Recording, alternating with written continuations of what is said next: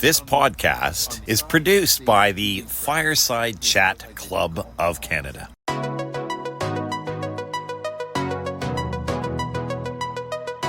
Hello, and welcome to Canada as I See It.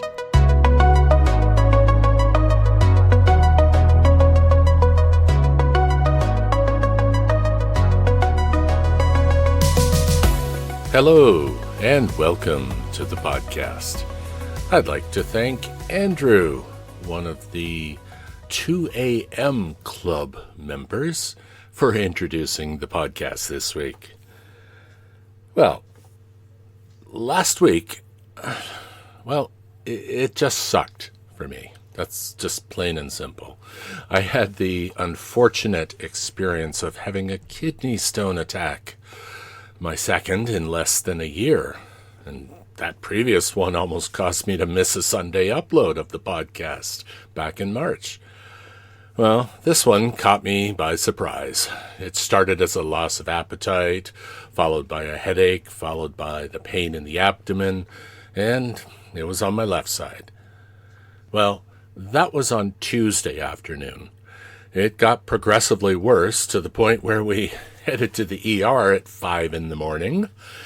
Unfortunately, it's only 10 minutes away, and, extra added bonus, it was the same hospital where I was born.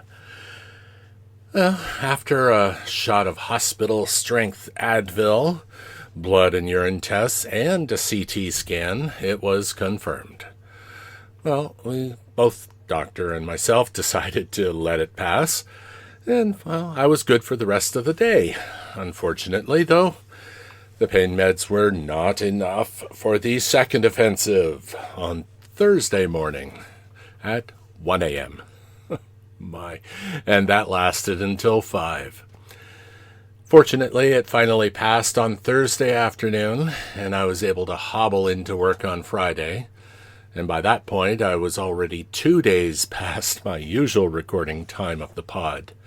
This one is actually being recorded the night before. So, if I sound a little fresher, I guess that's because it hasn't aged as much. You're getting it within a day. So, my review of this experience, 0 out of 5 stars. Hated it. Definitely would not recommend. But last weekend, last weekend, we took a trip to Quebec and Montreal to experience their European Christmas markets. And we did so via the company shorttrips.ca. I would definitely recommend them. Every trip we've taken with them has always been a wonderful experience. They really take care of you. The deals that they give are just that. They're deals. It is a wonderful experience and very, very affordable. So to start, we took a very, very long trip to Quebec on a Friday night. And, Quebec City, where we stopped, is actually the capital city of the province of Quebec, which is the largest province by area in Canada. The city was founded in 1608 by French explorer Samuel de Champlain, making it the oldest city in Canada. And Quebec City is the only walled city in North America, north of Mexico, and has been designated a UNESCO World Heritage Site. The city is home to the famous Chateau Frontenac Hotel, which is one of the most photographed hotels in the world. A model of it is in Florida, actually, in Walt Disney World's Epcot Park, in the World Showcase. Just make a right turn into Canada once you get there. Now, Quebec City has 2 official languages, French and English, as opposed to the rest of Canada, where they are English and French. And that order is significant. While there are other places in Canada where both English and French are spoken, In Quebec, the French must not only be first, but more significant in presentation. And this is due to Bill 101. That's a bill that was proclaimed and put into force on the 26th of August, 1977. It's also known as the Charter of the French Language. And that declared Quebec a unilingual society.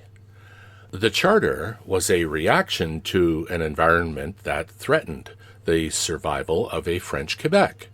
It required, amongst other regulations, the predominance of French in commerce, business, and communications, and it compelled the children of immigrants to Quebec to study in French. The bill has enjoyed solid support among the public, well, except for the Anglophones, more than 130,000 of whom would choose to emigrate between 1976, prior to the bill's introduction, and 1981, and most of them going to Ontario. Here's a little more info on Quebec. The city is home to the Winter Carnival, which is one of the largest winter festivals in the world. It features ice sculptures, parades, outdoor activities, and their mascot, while not necessarily universally identifiable by name, is likely known on sight by many. Le Bonhomme Carnaval. He's a combination of a 7-foot-tall snowman and Santa's elf, I guess. You could best say that, with the floppy hat and everything. I've actually had my photo taken with him.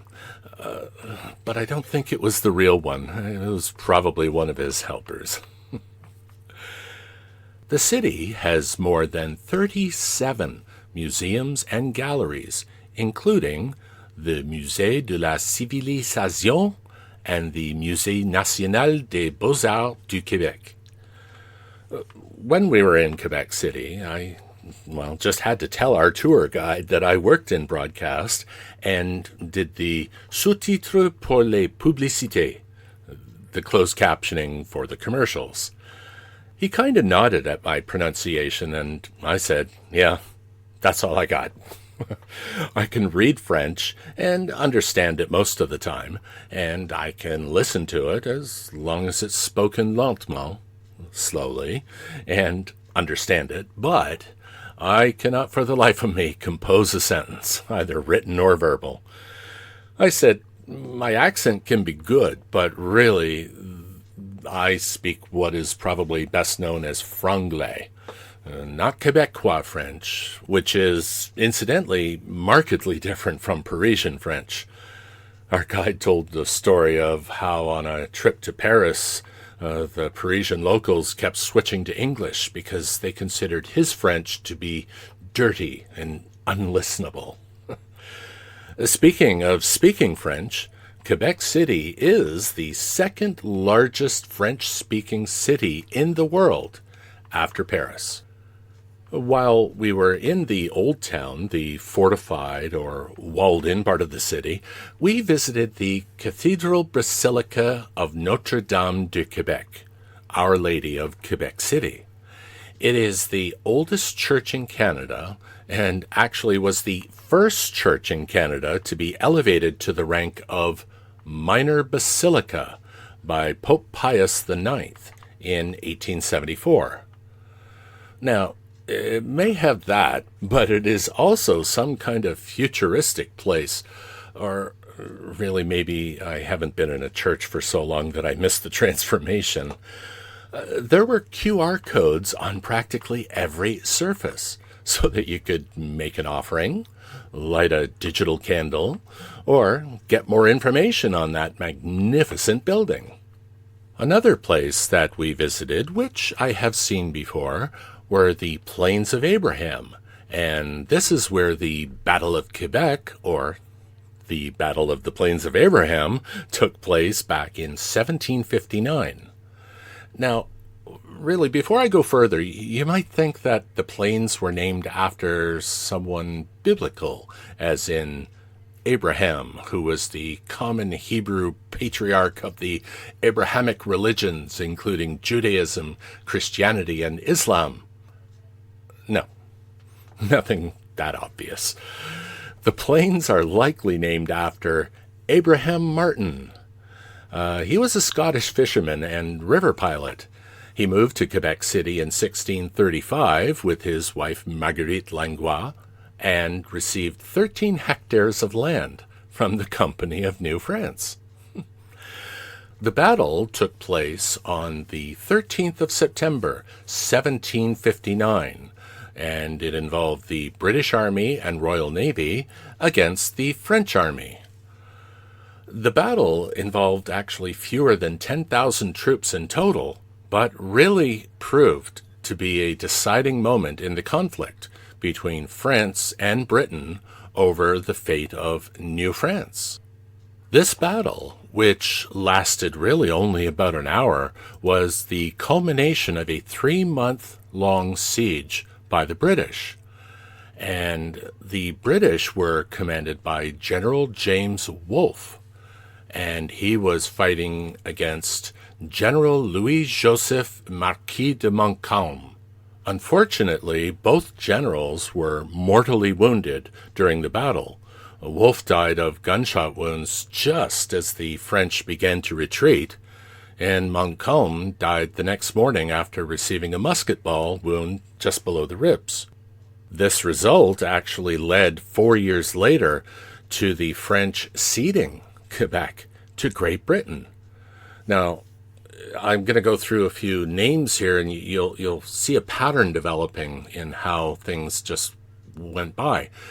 Quebec originally was the most developed colony in New France, which took up a huge swath of North America at one point. But after the 7 Years' War, it became a British colony.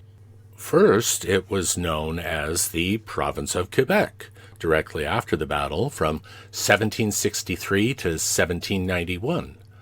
Then it was divided into the colonies of Upper Canada and Lower Canada. Now, Upper Canada was Ontario, what would become Ontario, and Lower Canada was a very small portion of what was Quebec. And then it became Canada East when the two colonies were united under one name, the Province of Canada. All of this changed again in 1867, when it was confederated with Ontario, Nova Scotia, and New Brunswick, forming the Canadian Confederation. From that point, Quebec, the province, has really fought to retain their identity and culture.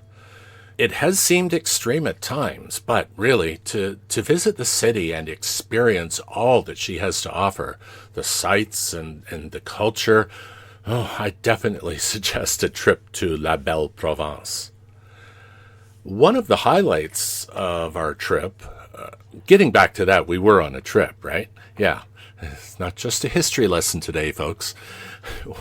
One of the highlights of our trip to Quebec, not discounting the fact that we were there to see the Christmas markets, was that on our way back home, we stopped in Montreal, and while experiencing their market, we were able to connect with some friends that we hadn't seen in person in 5 years.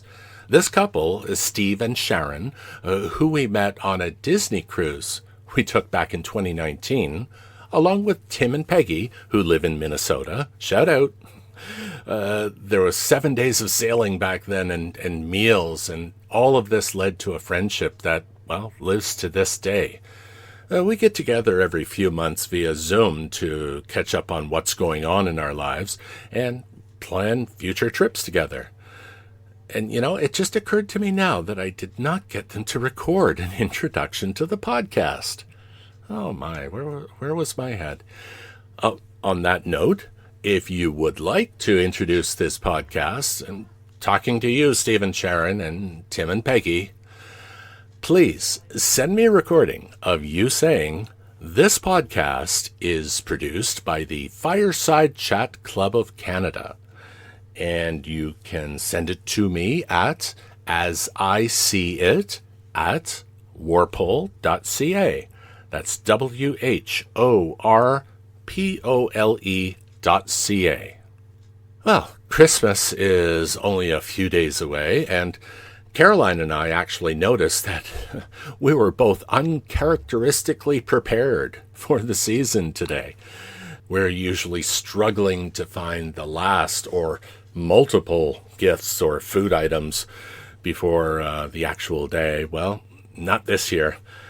I guess the kidney stone and the cold that Caroline may or may not have right now, which I've actually had to stop recording for a few times. I'm sorry, hon. I think that was actually payment that we were well prepared. I wish all the best to you and your families for whatever you are celebrating this season, and I thank you so much for listening.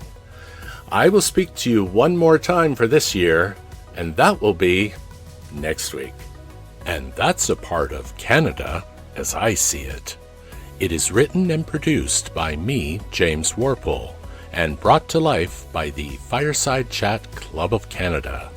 Our theme song is Night Owls by Braden Deal. If you have any questions or comments, please email me at asiseeit@warpole.ca. Join us every Sunday for another episode of Canada as I See It.